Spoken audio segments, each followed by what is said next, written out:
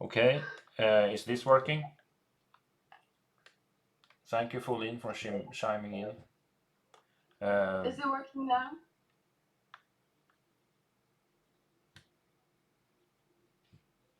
I did some change. Yes. All right. Thank you, Pauline. Excellent. Then Okay, we're awesome. maybe you should just briefly say that we are here again. Then for those who are looking to open.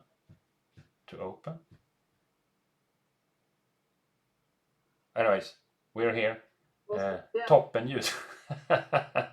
Okay. Okay, but now we're back and the Yes. audio I think is working. Now the audio is not only working, it's toppen ljud in Swedish. So Oh, which means I great was so sound. confused. I was like, what's opening here? But Yeah. I think we got it now. Yes. So anyways, I'm Jon Manker, this is Josefin Strand, I'm in Stockholm. Josefin is in... Los Angeles. Yes. She used to work here at Ion Game Design. She's an artist and she has done art for a bunch of games. And we're here to talk about those games and other stuff, really. And so we also talked a little bit while the sound was silent. We talked about streaming and the fact that I have an ambition to start streaming more regularly. That we might start doing this like once a month or so, and that you have been doing some streaming for half a year or something like that. You were more active, were an active streamer actually. Yeah, I started streaming in 2020, and that was when I was working at Ion. So we were streaming the artwork. I was streaming when I did my art, Yeah. both like personal artworks, but also the work I did for Ion. And it was really fun to be able to show the process and have people come in and ask how it's like how I do things.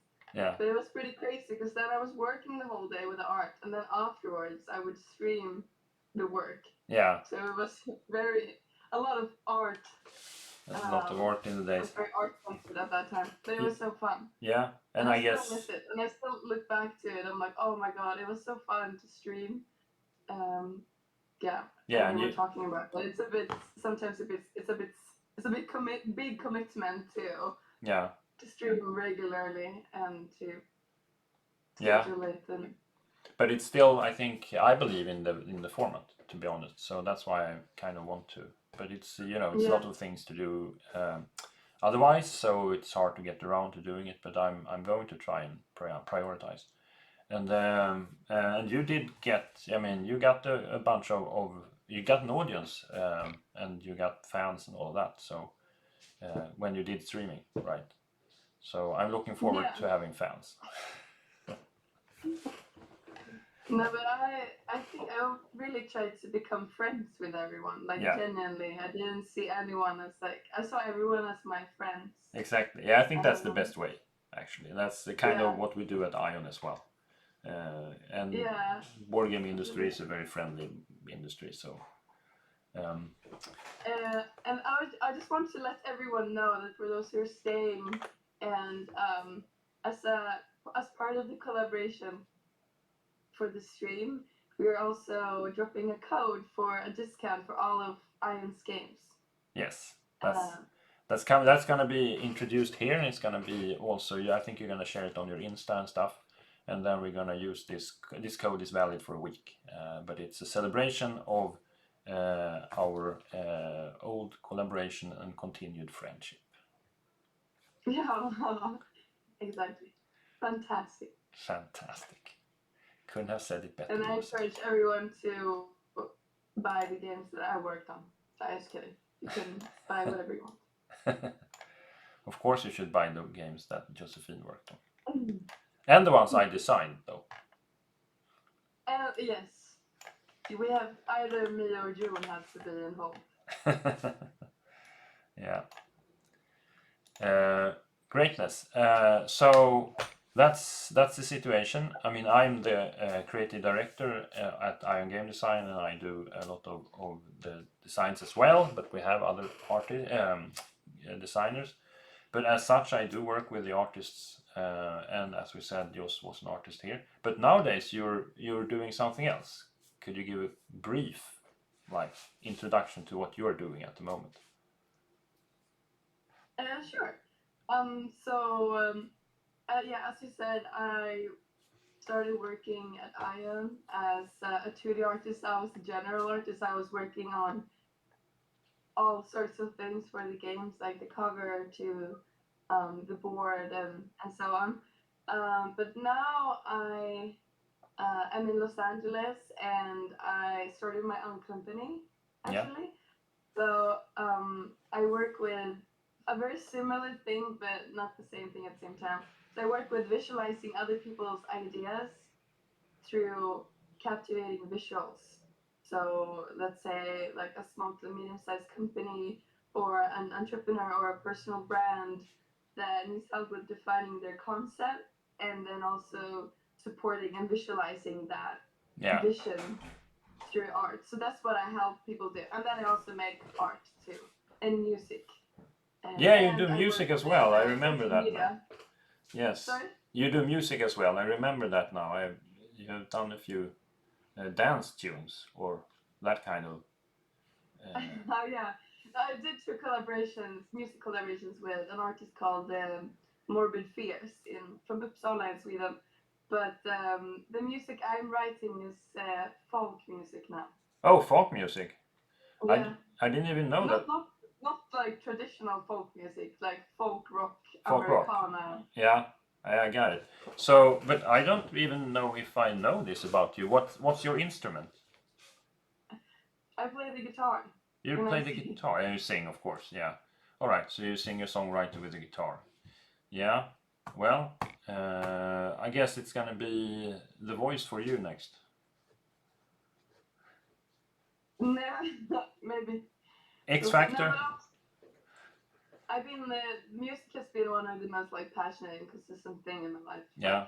Since forever. Yeah. But I think with music, it's something that a lot of people feel very passionate about, but then actually taking that step and be like, actually, I want to work with this or I want to pursue this further. That's like, it takes it's a big commitment to like openly say that. Yeah. So I didn't realize how much I love being on stage and singing and so on. Yeah, but that's one thing. But it's on the side. It's not my main thing right now. Yeah. I'm gonna move us a little bigger here while we're just talking. I just realized better. Can I do like this? Yeah. Anyways, so I used to do music as well, as you might remember. I did composing. I have taken classes in conducting, and I played the viola for many years. So, and I love music. It's really a treat to play music and be involved in musical activities together with others. It's just one of those things I don't have much time for anymore. But it's you can always make time. Do you have a channel for your music? Not yet. Not yet. But it's like in the making. Yeah. I will announce all when it's time. Yeah. Shall we look at the games? Yes. We should definitely. And as we said, we're going to, and I think maybe I should send this code in. Should I send the code in the chat, or where you are the expert here for people? Yeah, you can write in the chat. I am actually not logged in because I can log in because I have a new phone number. All right. I write it in the chat. So this is a treat for everybody who has come here and looking, and also if you stay for a while. But we'll put it here in the chat for now, and then you can also find it on Josephine's Instagram. And this clip will also end up at Ion Game Design's YouTube channel, and there we will add the link to your Instagram and other stuff. So this is the code, and that works in our store, and it will give you a discount on any game you buy as a celebration of Josephine being a great guy. Do you want to show the website and some of the games you have? Yes. You mean the games the ones you have on your art website you're talking about, or did you mean No, no, like the Iron you Game show Design? on the item. Yeah. Oh, That's a really? good idea. That's a good idea. Let's move this window a little aside there, and go into this window. How are you guys doing? I'm so curious to hear how you're doing. We have 7 people. That's so exciting. Yeah. Welcome. Say something in the chat if you have questions. We will answer any questions you have, and or want to share something. Just pop a comment there. What we're looking at now is our Iron Game Design's webpage. So everything here you can order to this code, and the games are here. We also have games sorted in different categories because we've done a lot of history games. Space and nature are the main categories of things we have done, and obviously in space, among the space games, we will find, for example, the one game that you worked on the covers quite a bit, High Frontier, which is one of our best-selling games. And this is your cover. Yes. So yeah, irongamedesign.com, and here's the same thing on your portfolio page, and I think you did on this page. Now we're gonna look at this for a little while and see, and so you can comment on the things you have done there, and you also did. So here's some information about it, but you also did some explanations and others. So just direct me and I will move the page to wherever you want to comment. For example, Yeah, absolutely. So High Frontier was, I think that was the first game I worked on, which was very interesting because it's basically like one of the world's most difficult strategic board games yes, ever. yes, If you go into boardgamegeek.com and look for the most difficult games out there with the highest ratings, you'll find this game. And that was the first game I started working on, and I was gonna do this cover, and that was really fun. But I was very committed to like getting it right, and I was niched on realistic art style, so it fit me really well. And I think the first thing I was gonna do was to. Oh yeah, I remember like the first week or something, or second week, you asked me to like make a spaceship in like a few days, and like the requests were very high for someone who was on an internship. But well, I saw the glory in you from the start. Sorry. I saw the quality in you from the start. I take that as a compliment. Yes, I you do should. see that, but sometimes like it's hard for someone who's not an artist to know how long things take to do and how complicated things are. Yeah. But I remember that was something you're like, oh, we need a spaceship like this week. Yeah. And I'm like, this is my first job, and I'm gonna make a spaceship and a cover. But then I think we found a really good way of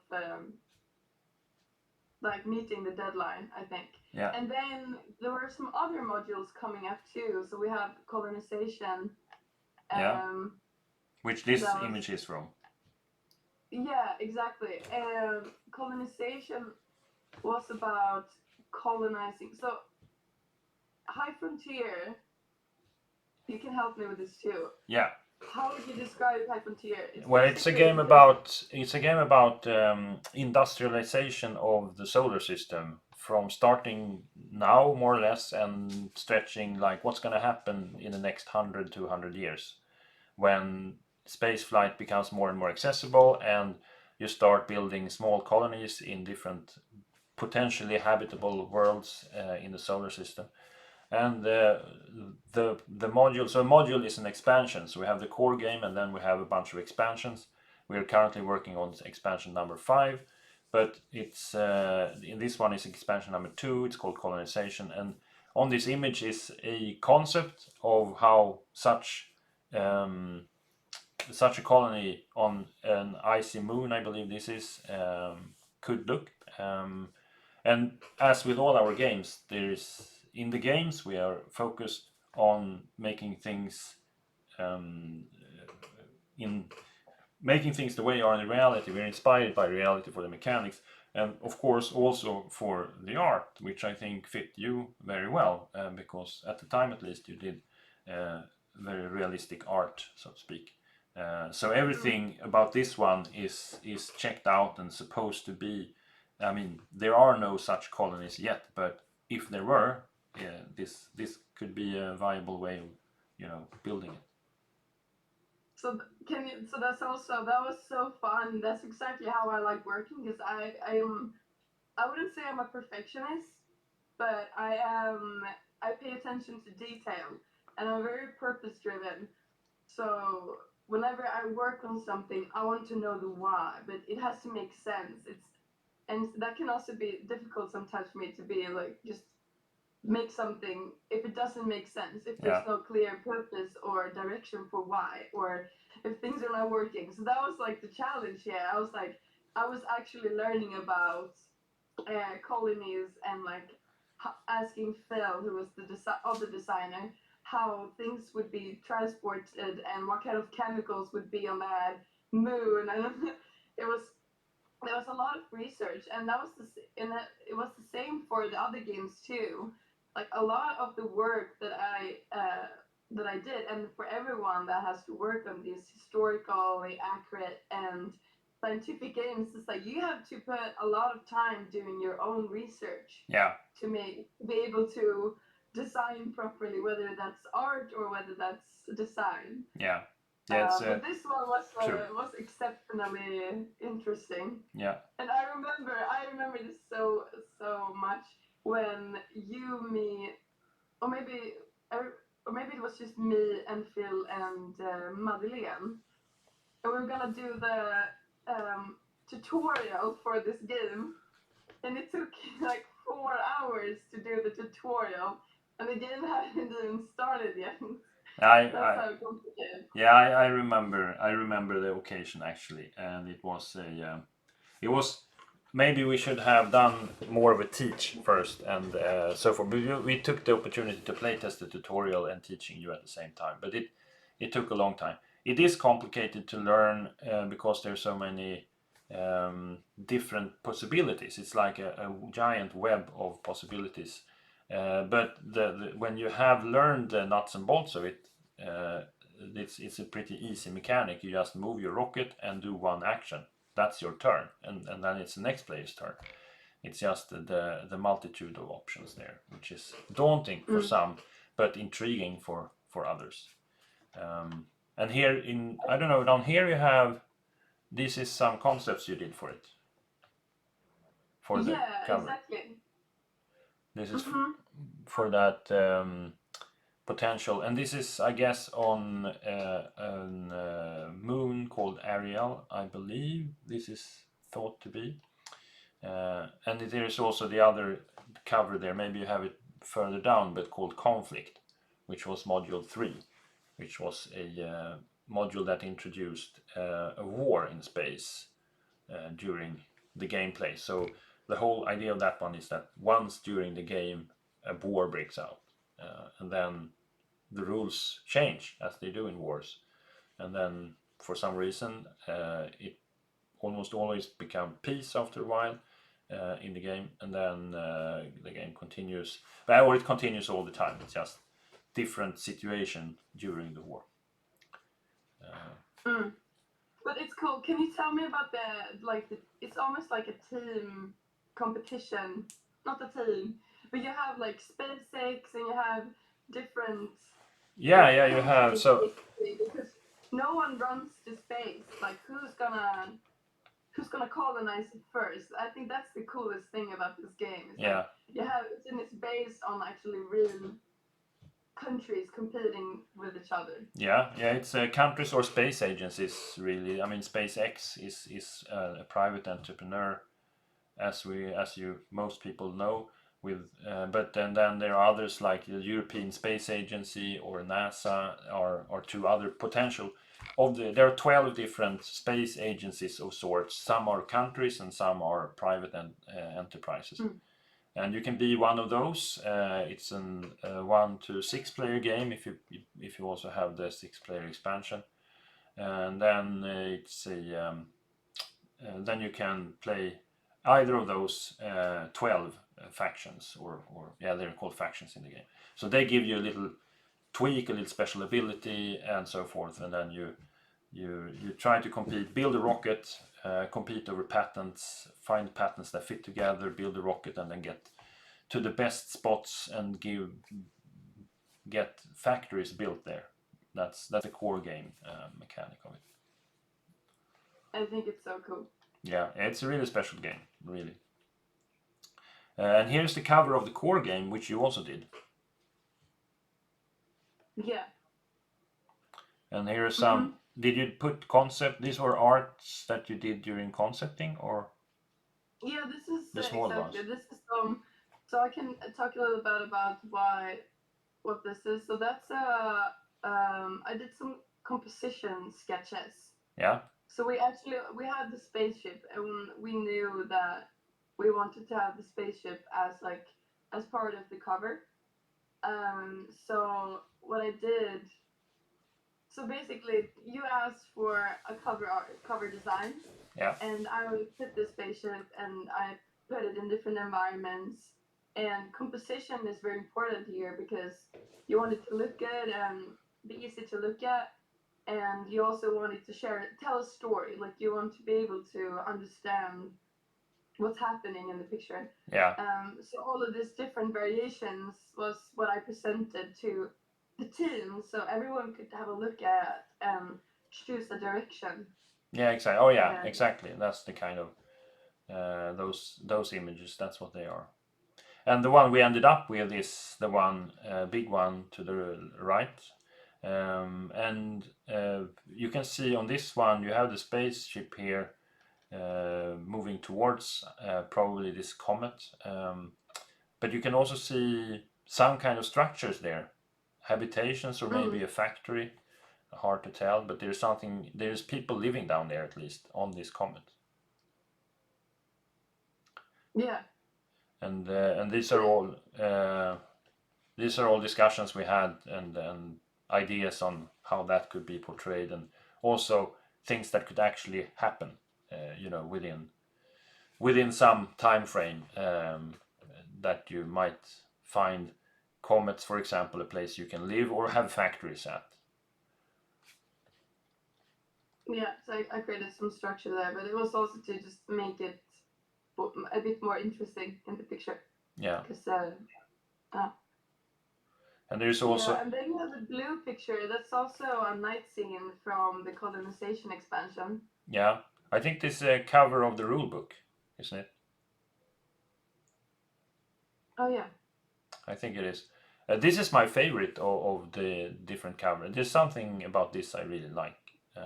Which one? The blue one. Oh yeah. Yeah, okay. Because it's something with it's both so exotic and such a desolate place, but it also feels like someone is just driving home from work.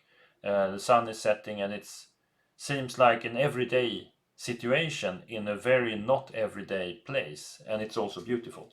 But yeah, I like it for several reasons. Oh, nice! I didn't know that. Well, that's so.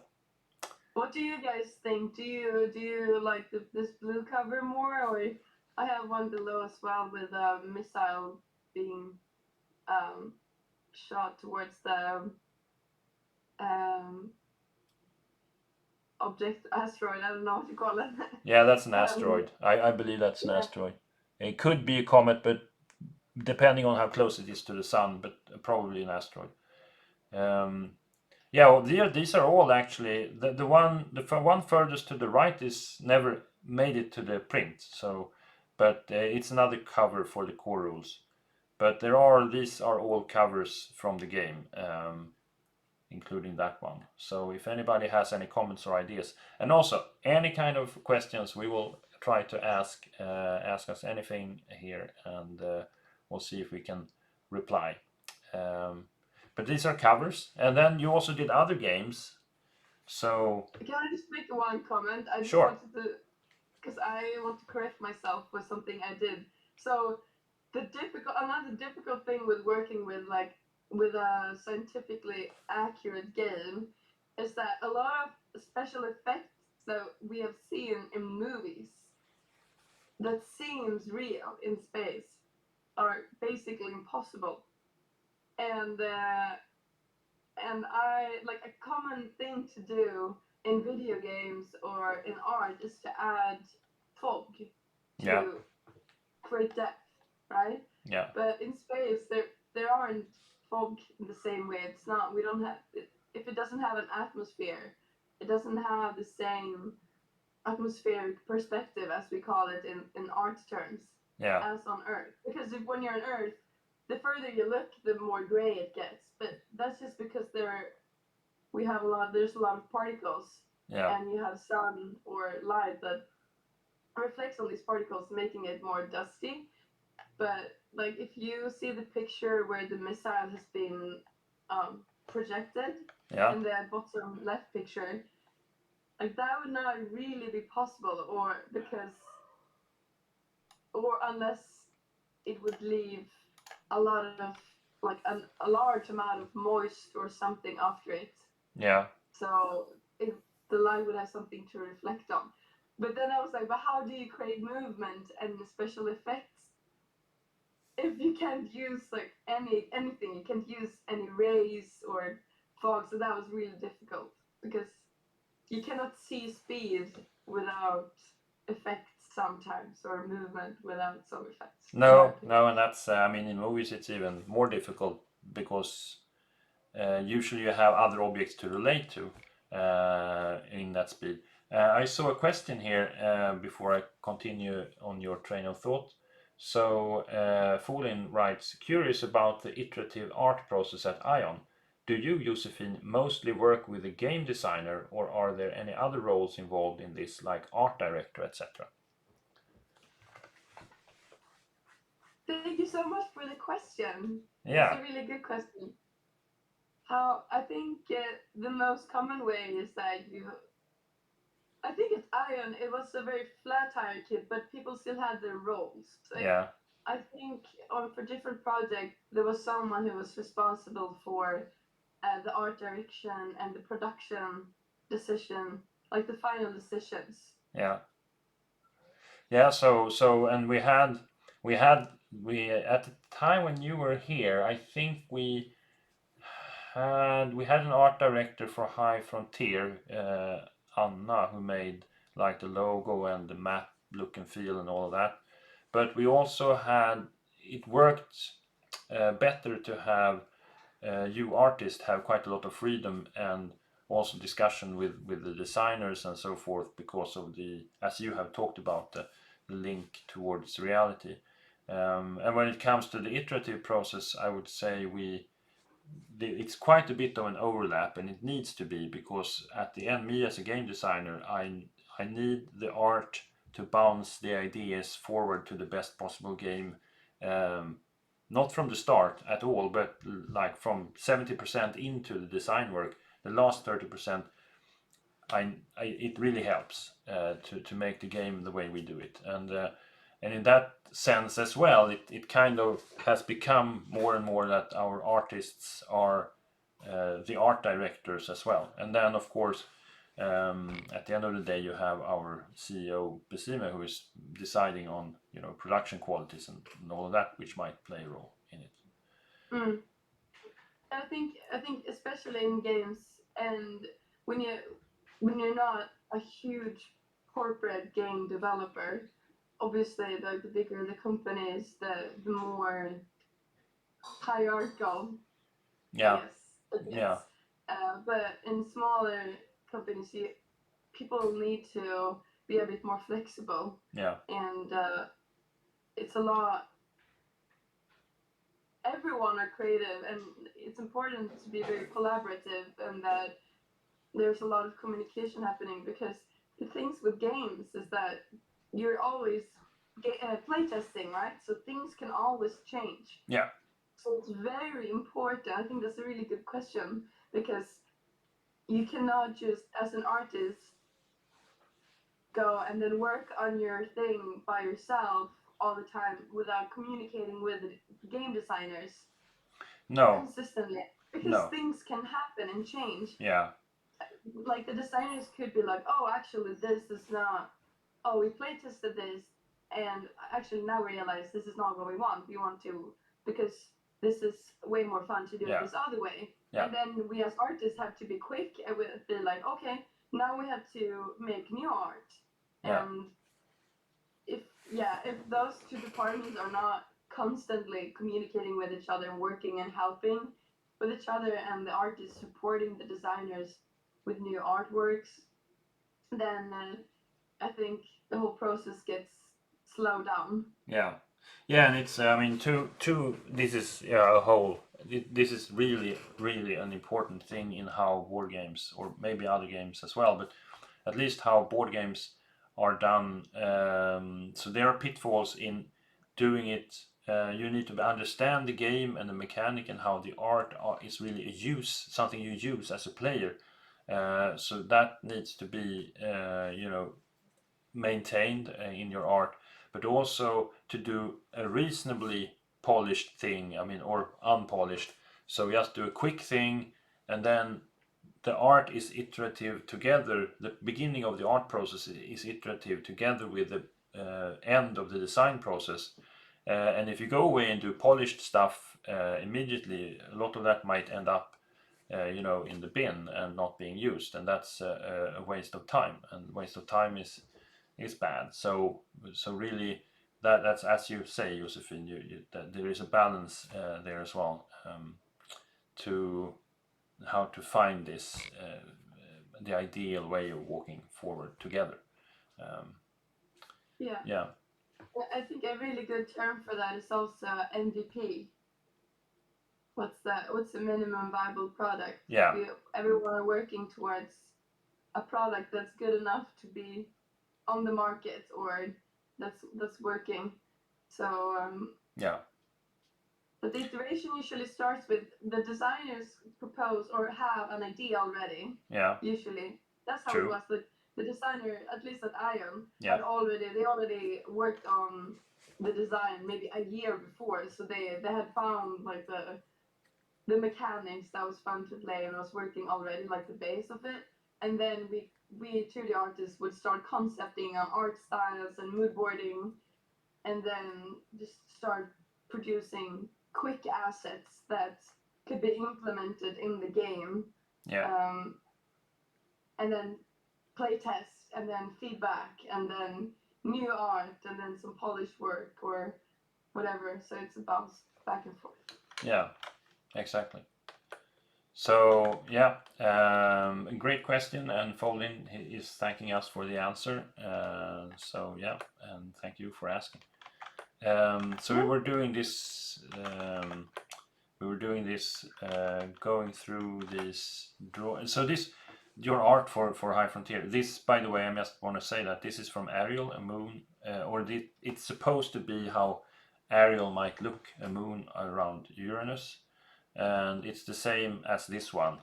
So this might be a car from this outpost that is driving home in the evening somewhere. So that's kind of the story as well. And this is the cover of the rulebook then, and the other is the front. And then you did other games, so here's something completely different.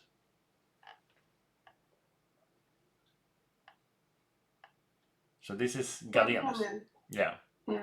Gallienus, a game about being a doctor in Rome. And here you worked with a 2.5D, is that what it's called? 2.5D way of doing. You did small pieces and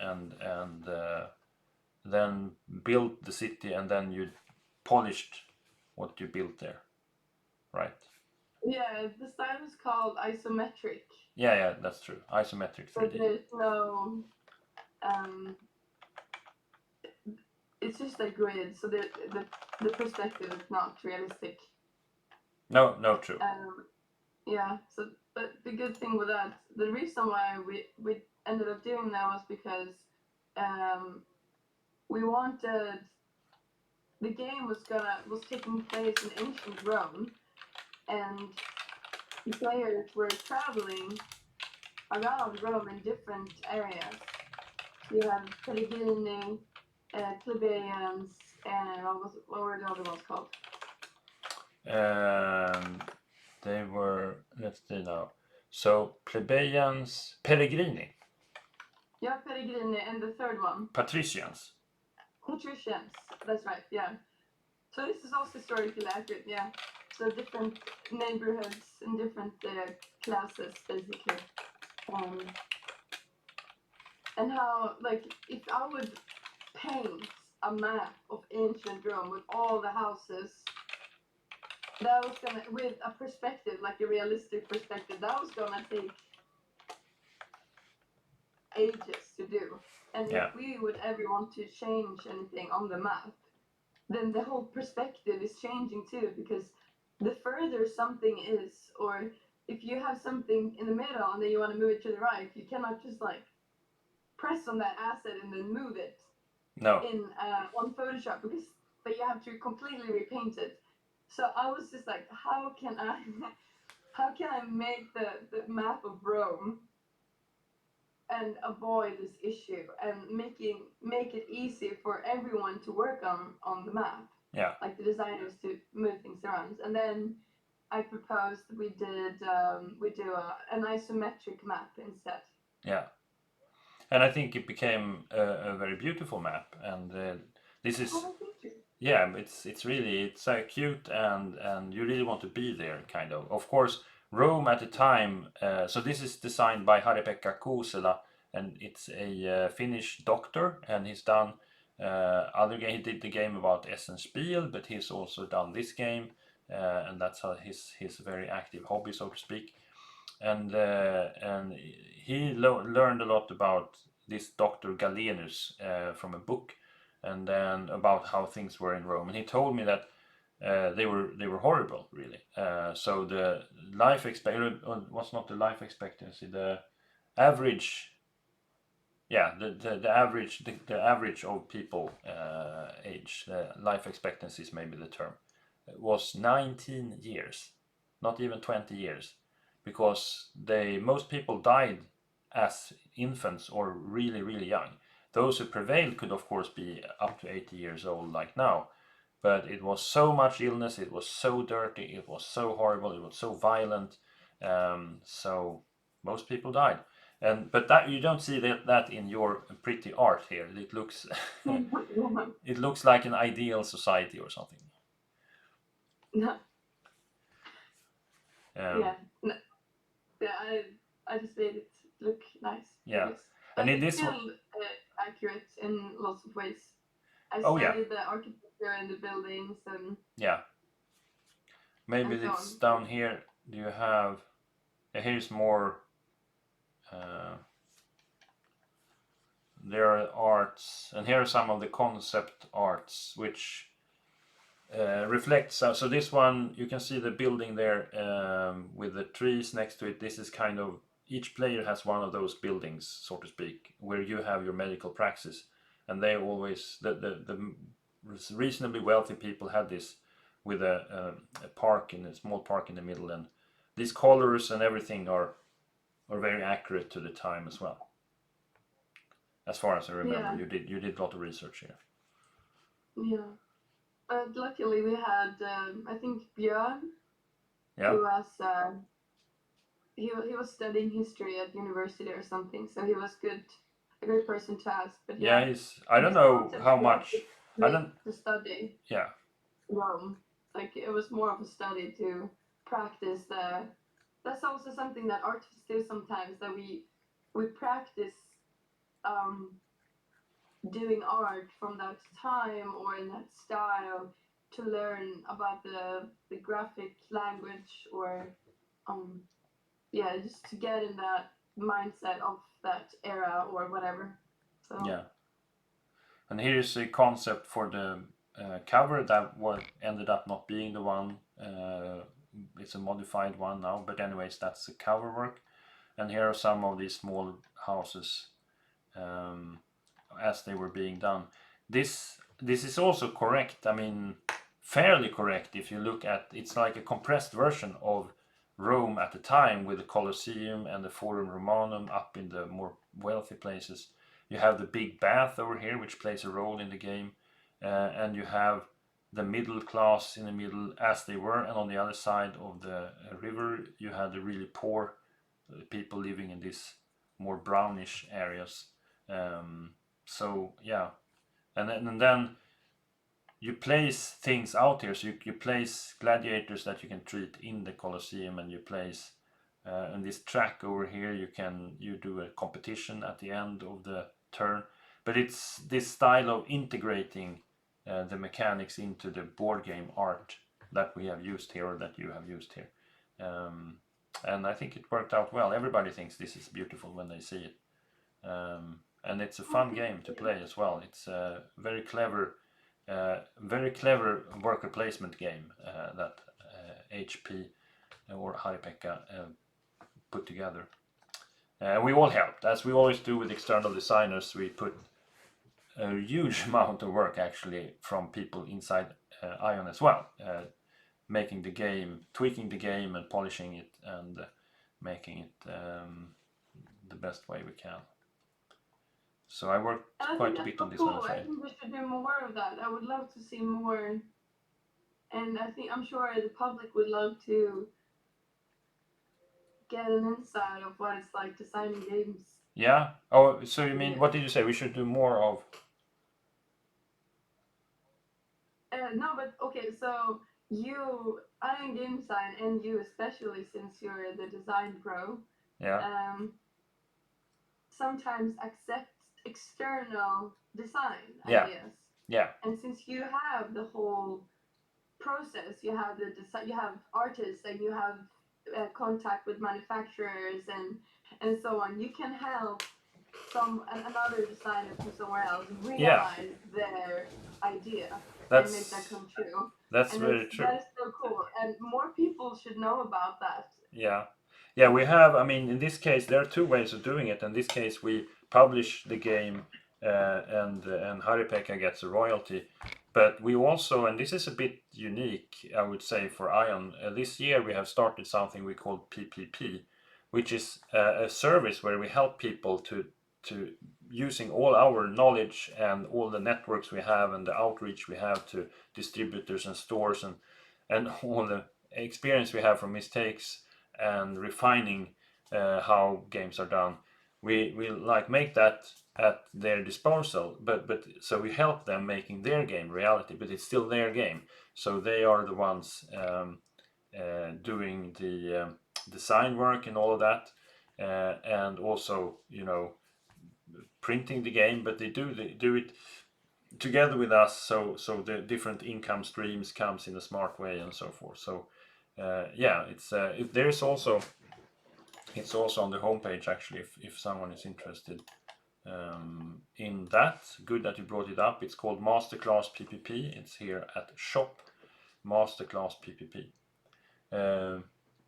Let's see now. So Folding also wrote, looks super nice, reminds me of the video game Caesar 3. Yeah, isn't that a Paradox game? I believe.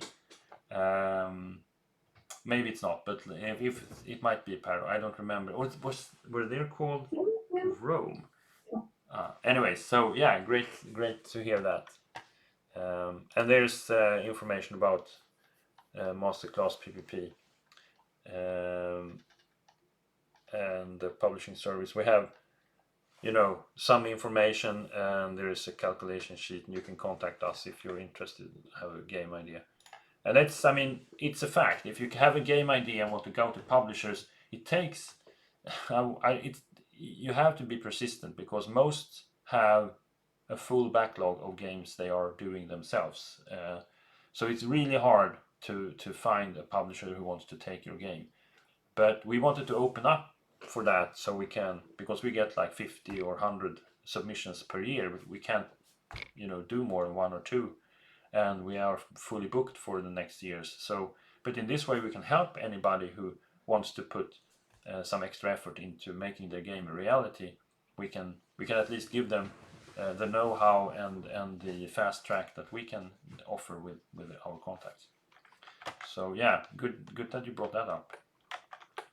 And I'm proud of this PPP things. I mean, it's still, you know, under development, but I'm really proud of that because it's part of ION's goal to be a advocate or evangelist for board games in the world and their greatness.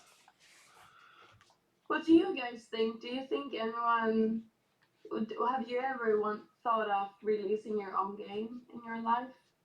Yeah, good question. I totally have. You totally have. Especially after I worked with ION. Yeah. So what if you were to do a board game? If anybody has one idea, please put it in the chat, and we will comment on that, and maybe even instantly make it on its track to become a reality. No, sure, but please tell us. And but Josephine, which game did you want to do? I didn't even know you had a board game, or did I? No, I can't remember. I have a few ideas. A few ideas. So, if you were to do one board game now, which one would that be? Oh, is it that simple? No, it's but I just think what would the theme be? I think I would do it in a similar art style as Galerius. Okay. A little bit more stylized. And would the content of the game be about? Would it be a historical game? I think so. I have an idea about like, because I'm very passionate about female characters in history and so on. Yeah. So to me, it would be really interesting to make a historical game about female characters and the women's roles, because a lot of games and TV shows and movies and so on are a lot from a man's perspective. That's true. And often even the writers have been men. But it would be interesting to learn more about like how women had their influence and what their roles were, and so there are a lot of really cool female characters that live at the same period of time. Yeah. So that, I think that's like a dream. I don't know. I think I would need your help to be able to do that game, but and I would be there for you. Cool. I would be there for you all the way. You know that. Yeah. Maybe there could be something. Yeah. I think that could be really cool. That's we have your music to talk about at the future stream. We have your game about some strong women to talk about in a future game. We're working now on a game which this is kind of not official yet, but we're working on a kind of role-playing system which could take place in different time areas eras in history. So in doing so, I have researched, because I share your passion for showing the alternative which is strange that it's alternative, but show that these women's stories, because they were really strong and important women, but they have many of them been a bit forgotten in history. So it's really interesting things to dig up and show, and I'm passionate about doing that for equality and everything. But so I've looked for that game. I've looked at various strong women throughout time, like Ada Lovelace is the first that comes to mind, the world's first programmer in the 1800s, and Sacagawea. Jeanne d'Arc is also pretty cool. Jeanne d'Arc, obvious. Yeah. And she's pretty well known though, but she's very well known. Yeah. But but it doesn't have to be like propaganda or anything. It's just like no, exactly. Characters in general, and like exactly how to use their tactics to whatever. Yeah. Like, no, just display it as it is. No exactly. Propaganda. No. Exactly. No ideology. No propaganda or like. Here's the content about it, just like because when I grew up, like I a lot of the cool characters were always guys. So I identified myself as a guy, like my whole upbringing. Yeah. I always saw myself as a tomboy. Okay. That should not even be a word, honestly. Like, or my favorite movie was Lord of the Rings. Yeah. But I didn't relate to any of the women. I related to Frodo, or if it was Star Wars or any other movie, I was always the male characteristics that Yeah. I saw myself as. So I would love to create a board game with characters that that would I be. could have connected to, basically. Yeah, that's one thing. I And think then I have other that's things. really important. That is true. It's really important to have that, and that it's just there with no Really comments. epic artworks with like some badass women in armor, or like a badass pirate or something. Yeah, There's, that's true. Yeah. The Star Wars have got a few. I watched Rogue One recently, by the way. The Star Wars have had more and more female characters, at least on the recent ones, I would say. Yeah, because before women were always like side characters, and Yeah. they were all the same. Like even like in all movies, they're very much the same person. Yeah. So there's a lot of room there, I think. Yeah. And then I could also see myself. I would love to do like a game about building a business or something. Aha. All right. That's more educational, like, or tools in personal development. But Yeah. it sounds so boring. Like, I'm sure you're expecting something really cool and like badass, but I think I love like games or movies with a message, like where you learn something that you can use in your real life. Yeah. Yeah, that's really so. I mean, at Ion we have an ambition to make educational things. Pizzy99 is saying nice art here, by the way, and that's a direct comment to you, Josephine.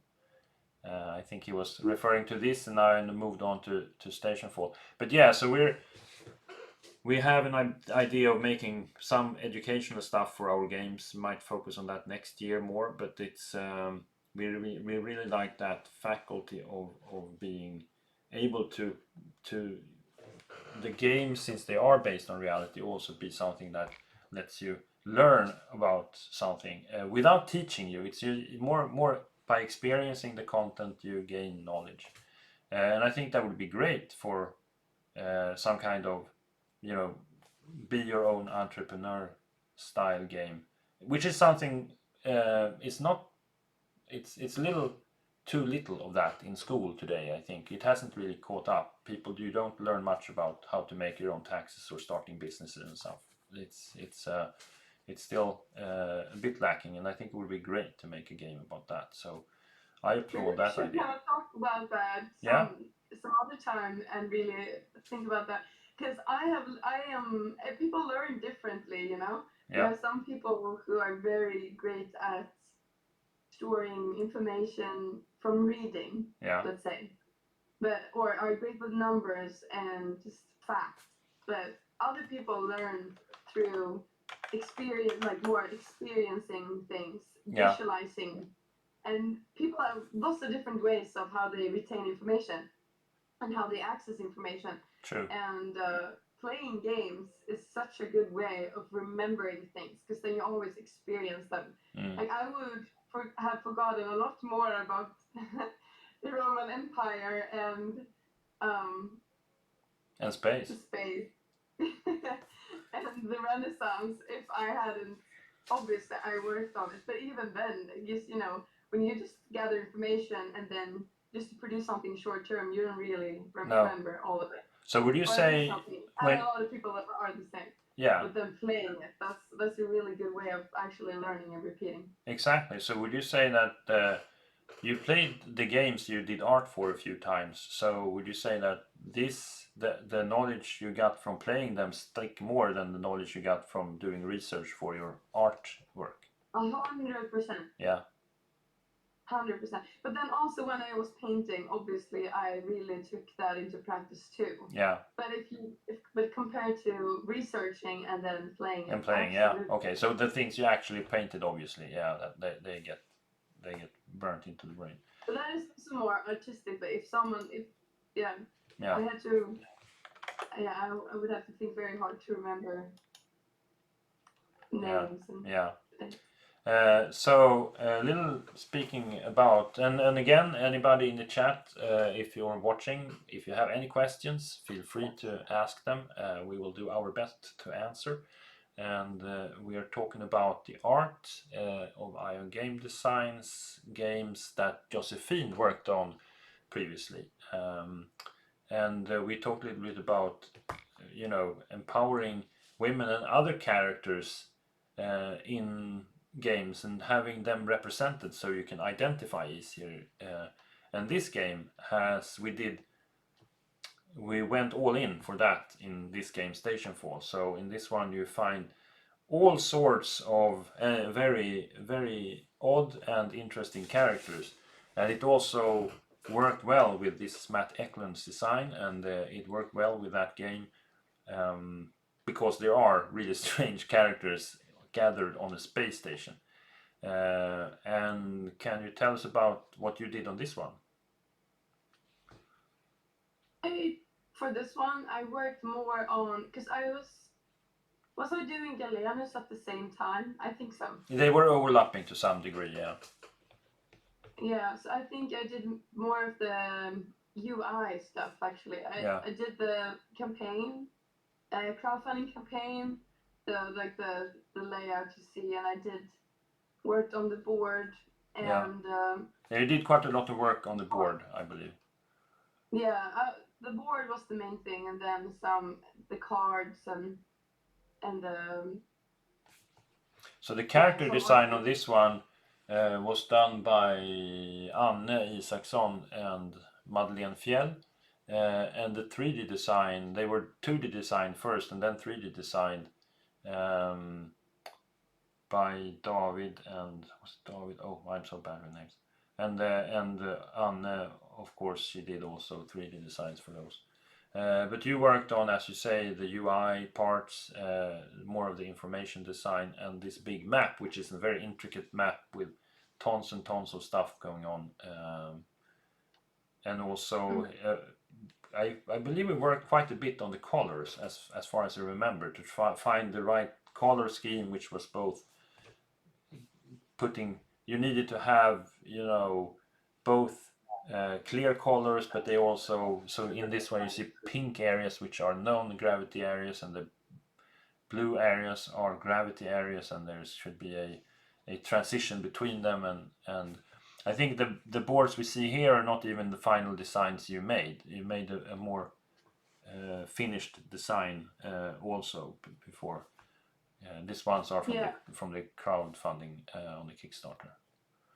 And then I also went to the US, so I actually don't know what the final design. No, it's. I think there were some, but it was pretty much what you left. I know Paul, who is our product developer. He tweaked a few things for clarity and for China, or for the manufacturer. But otherwise, it's relatively the same. I think you have. This was the hardest one I worked on. Really? If I'm gonna be honest. Okay, because why would you say that? Yeah. What? Because the other games I was doing more pretty art. Yeah. Let's say. Like it's easier to not easier. It's still very difficult and requires a lot of training. But when I can do more decorative assets, like when I did buildings and I was creating environments, and that's what was strong to start, like creating worlds basically. But for this, there already was the spaceship. Yeah. And then I was gonna create chambers and rooms and map out the system, and that's like completely like that was a new way of thinking for me, and it was so hard to make it look good without making it look cluttered, because the spaceship and the background, there was so much happening already, and creating just faces to be on and making it look interesting without it looking too messy, or that was a big challenge. Yeah. A really big challenge, and not making it look too boring. No. In my opinion, like, because I'm used to polishing things and making it look nice eventually. Yeah. But Yeah, like no, this sometimes is with board games and UI, you just gotta be simple and Yeah. make it easy like to look at and not worry too much about. a little bit like we talked about earlier, or in the beginning of the stream, that it's or somewhere earlier, anyways, that it's when doing art for a game, you need to make it, since it's supposed to be used somehow, that gives an extra layer of complexity to how and what you can do. And in this one you made and it could be more or less, I mean, a cover art. So this cover art here, for example, with a monkey coming towards you, is made by Anne Isaksson in this case, by the way, and that's much more of a feeling piece. But the board that you were doing is leaning so much more towards this usability and information design, and that's also very important in a game, especially when it has lots of moving parts and nuts and bolts like this one. This is labeled a party game for heavy gamers by some, and I think it's It's really fun. I think this game, of the games that I tested, PAX Renaissance was so fun too. Yeah. And I beat Phil once. Yeah. Well, that's very good that you did. I wouldn't say that it's hard to beat him though, because he's so up in his own head doing other things when he's playing. But it's I think even you beat him the first time you played it, didn't you? No, but he was helping me out. Like, I'm just messing around a bit, but it was so fun. Yeah. I think PAX Renaissance, I'm the most like passionate about. Okay. Game. And I think that's the coolest game in the world is PAX Renaissance. And as it happens, here's PAX Renaissance just after Stationfall there. Just naturally came up. Yeah, that's naturally. like we always, well, like I said, our tagline, Jos and Jon, always perfect result. Always. And then it comes perfectly here. And then also, anybody in the chat, if you have any questions, I said it before, pop them out and we'll answer them as the best we can. Folin's question was the one where we came to talk about this, we just mentioned now with the information design. But here's PAX Renaissance, and here are a few... showing the game on the website. Oh, yeah. So we can look there. So everyone knows where to use the code. Yes, so we have a code also in the chat which will give you a discount on any orders. It's valid for a week, and it will be giving you a discount on orders here on our web page. And there are irongamedesign.com, and here is, let's see now, I'm looking for Renaissance, so let's search for it. PAX Renaissance, there it is. Have you removed my game? My game is not my game, but my favorite one at least. Yeah. Yeah, you worked a lot. You were really responsible for everything on this one. I know you had some collaboration with on the cover a little bit and on something on maybe, but mostly you did most of these things, and the board and all the cards and so forth. You worked with Björn on the cards, right? Robin. Oh, Robin. Maybe it was Robin. All right. Yeah. Okay. So, and here. Can you go to the next picture? It looks so washed out here. Aha. Yeah. Sure. So here's another picture.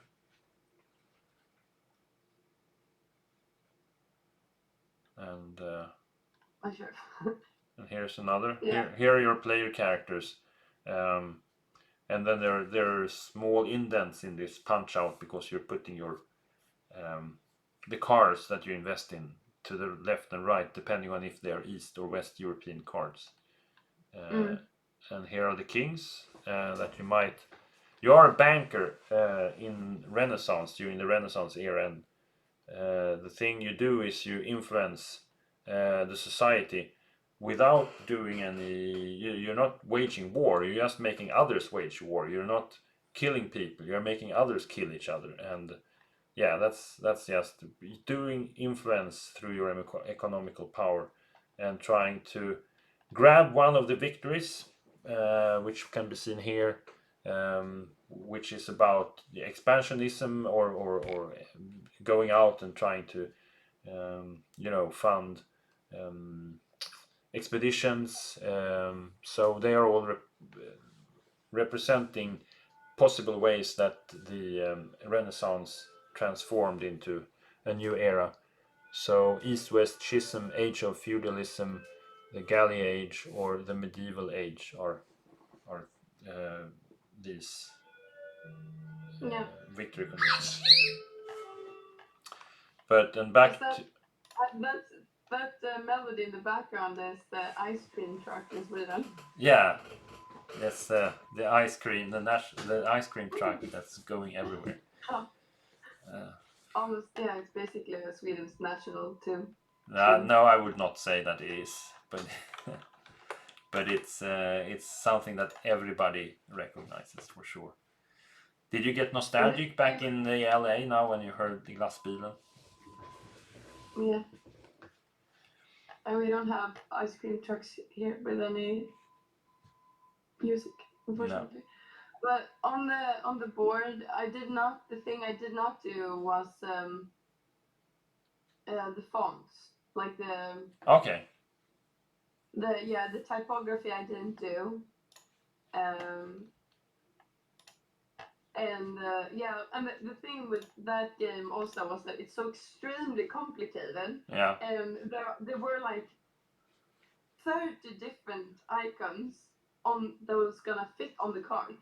So it was a really big challenge to make everything look according to the era. Yeah. And then also making it look good. No, but easy to read. Yeah, easy to read. It's yeah. symbol. You reach a certain point where you can simplify symbols or like icons into just a symbol. Yeah. But then, since there were so many different ones that were in the same category, but were slightly different, and that's the difficult thing about the game. Like some of the like the mechanics are so similar to each other. So if it's not written out, like you wouldn't be able to know which one is which. No, that's true. And then variants of the same thing. One card had to fit like 5 or 6 small icons, and they all meant different things. And then it had a lot of text, historical text about. It was like a Wikipedia page. Yeah.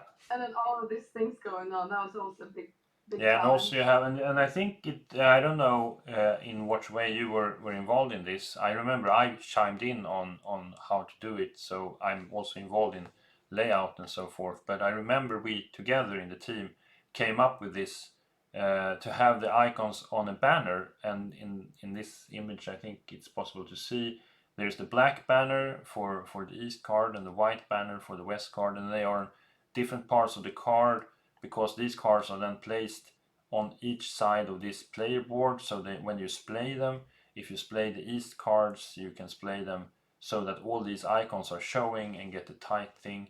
And if you splay in the other direction, on the other side, you splay with the black cards, and then that's why that's on that side. And all these icons are held together with this banner, so okay, these are the things this card actually does. And then there are a few other icons on the other side which are then covered if you display them. And the reason for that is that those icons are only in effect immediately when you buy the card, or previous to it somehow, but then they are not in effect, so you can cover them up. So many of those, and then also the kings up here are placed on top of queens, and if they are, these things might take away or replace or add to banners, and you can see the banners up here on the kings as well. So yeah, it's a web of information that is supposed to be clear and understandable, and that's a real challenge for every game, I have to say. but So it's what fun, you did interesting. with Splay, just to explain Splay, is that if you have two cards next to each other and you want Yeah. to put them like this, you want to like, because otherwise the cards take so much space. You want to put them like on top of each other. So you want to just have one side of the card visible with the most important information, so you can fit multiple cards. Yeah, So thank that you. was what he meant with Splay. That's very good that you bring it up. And that's and playing is so here only if you put them on top of each other, these white ones, the white banners would show on each card, and the rest would be covered by the next. Thank you for. And then the map is interesting. So as he said, this game is cool. It's all based on historically accurate characters. So all the images are actually from, like, no one owns these pictures because they're from history. No one owns them really. And it's all based on like real events and real characters, and you can see the map and all the different places, and also 3 different religions. You have Catholicism and Protestantism, and you have Islam, and then you can also manipulate the world into winning wars and playing out intrigues that actually happened back in the day, but you are like the puppeteer behind the scenes, like Machiavelli, basically, and you could change the direction. Like, what if this war happened this way instead? So it ended up being Muslim in this part that ended up being Protestant, and so it's really cool. So that way you can rewrite history in this game. Yeah, that's it's great. It's a great game, and it's great to hear that you like it so much. And here are some of your and here are some of your concept arts, which has a Easter egg, or was it a cameo appearance by me and Paul? Actually, I kind of forgot about that, but I can see it now. Yeah. So here's me and here's Paul shaking hands, and there are this one is also a cameo, right? Yes. Can you zoom in, please? Can I zoom in? If you Control plus.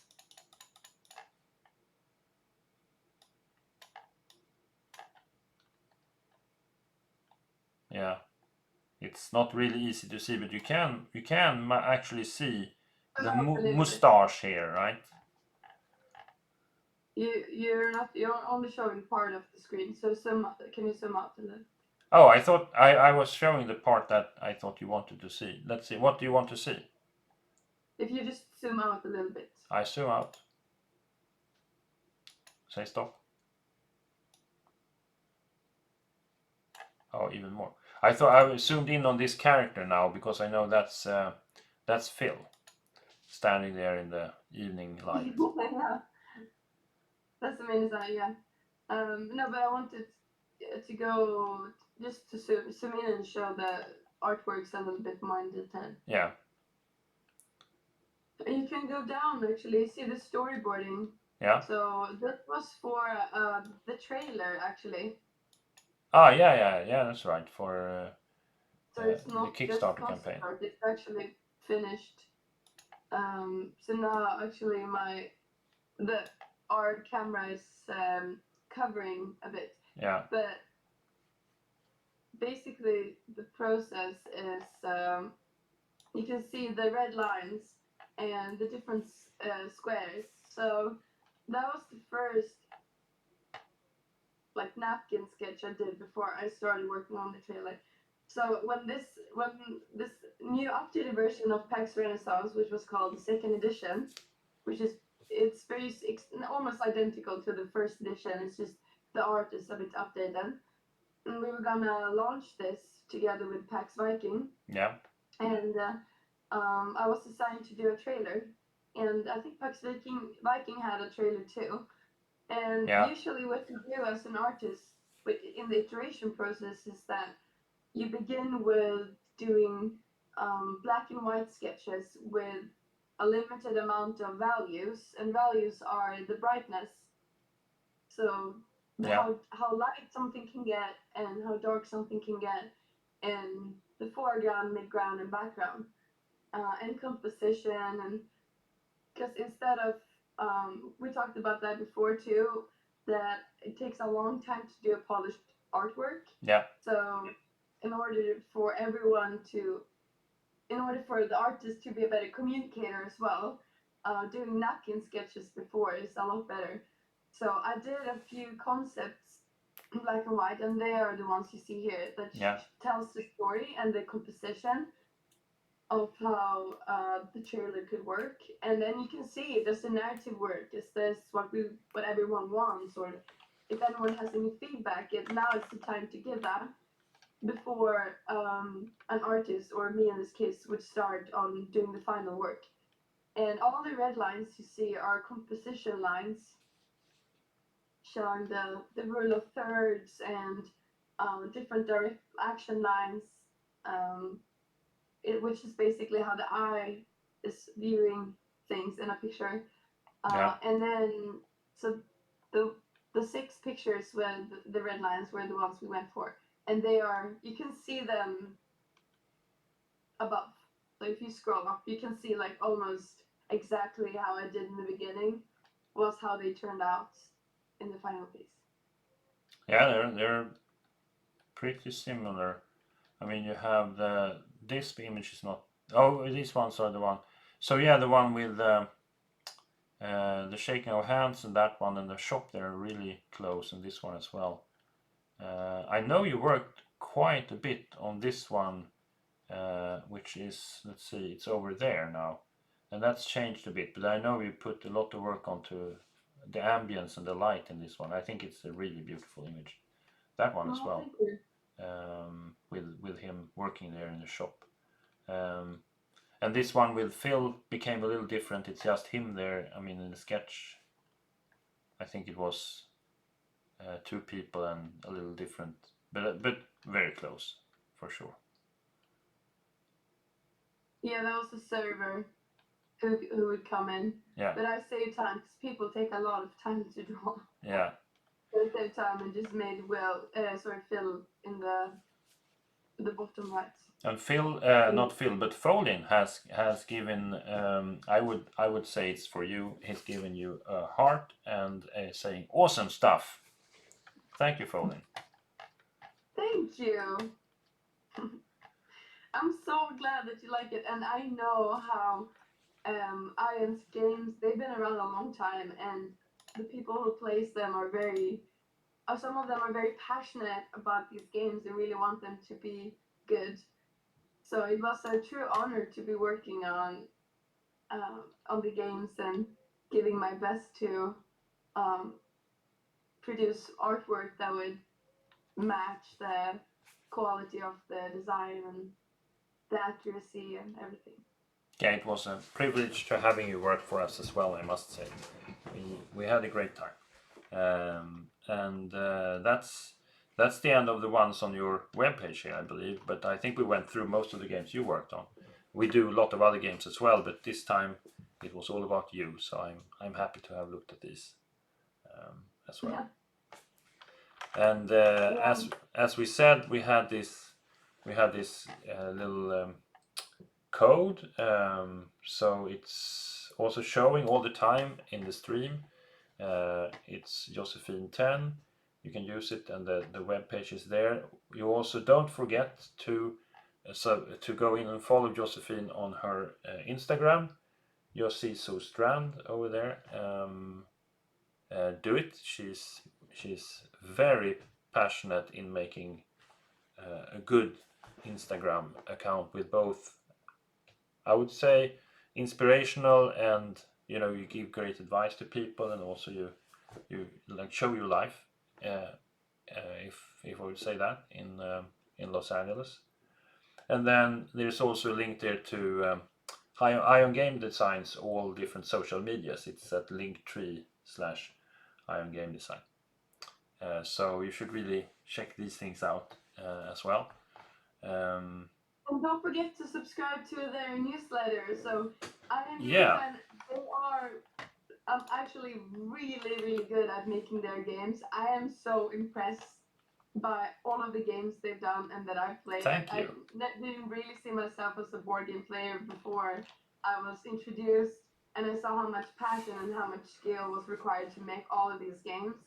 So if you ever are thinking of getting a new board game, or you're interested in getting started into like board gaming, or if you want a big challenge, they have games for all levels. So definitely go check them out if you want high quality on everything.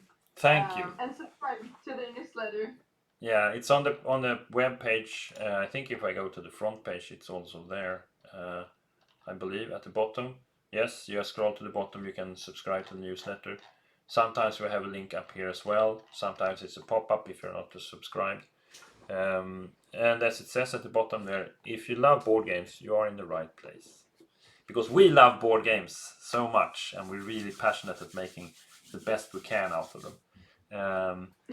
So in the end, the code you're using in the shop at the checkout, so that's where you fill out that code. Yeah, and there was something else on my mind. I miss making these games now so much. Oh my god.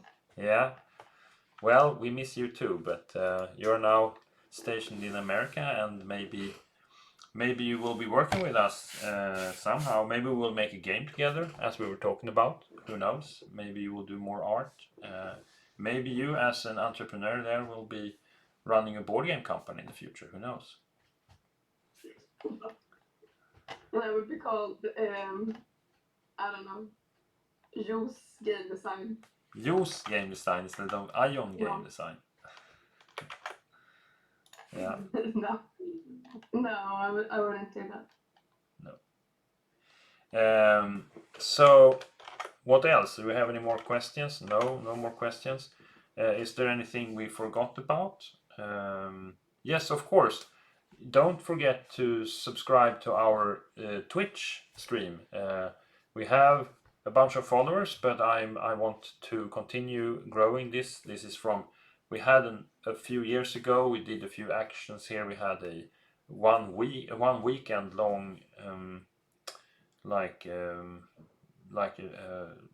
workshop, or we had a lot of people coming and talking about stuff, and we have at some points done things here, and we're gonna start doing more at Twitch. So please follow us on Twitch and to see updates and come and see our streams. We will try to communicate in our other areas, such as the newsletter that you can subscribe to on board game. And you can also, among Linktree, there's also a link to our Discord server, and that's where we really give you first information and the earliest and some special treats and special deals to both the newsletter and to the Discord server. So those as well as the this stream channel, the Twitch stream. And anyways, other than that, do you have any more do you want to talk about today? No, I think this was so much fun, and I'm so happy that I got to share a bit of what I do and to talk with you again, Joan. It's always a pleasure. Always. And also to stream and talk with people in the chat is also so fun. So I feel very happy. Excellent. And I really look forward to when we're going to do next stream together, because I like this one, and hopefully we can do it again, maybe now and then, talk about other things. Looking forward to that already. Thank you so much for coming here and talking to us and saying all these nice things and having done all these wonderful art throughout the years. Oh, thank you. So with that, I just want to thank everybody who has been listening as well, and again, thank you, and talk to you soon. Have a nice day there in Los Angeles. It's just starting. Have a nice day, everyone. Thank you for coming. Thank you so Have a much. wonderful day. See you next time. See you next time.